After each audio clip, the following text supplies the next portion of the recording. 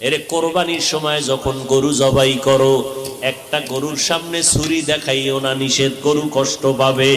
এক গরুর সামনে আর একটা গরুরে জবাই করবা না, গরু কষ্ট পাবে।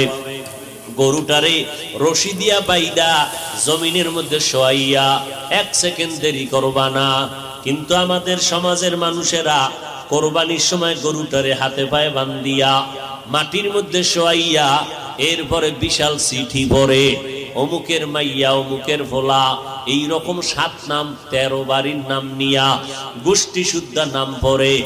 অমুক একজনের নাম আব্দুর রহমান, নাম পড়ল, বাবার নাম, মায়ের নাম, ওয়ার্ড, এরপরে থানা, এরপরে জেলা।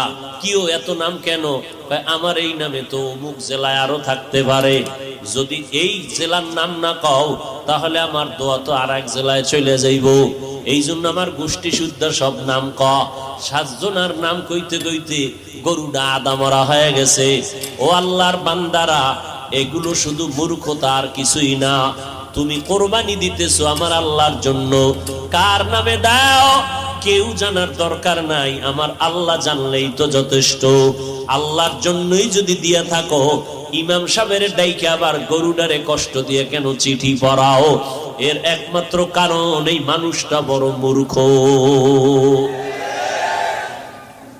জুমার দিন ইমাম সাহেবের নিয়ত করছে, হুজুর আব্বার লেগে একটু দোয়া করেন। পকেটে 1000 টাকার হাদিয়াটা রাখছে। ইমাম সাহেব দোয়া করতে গিয়ে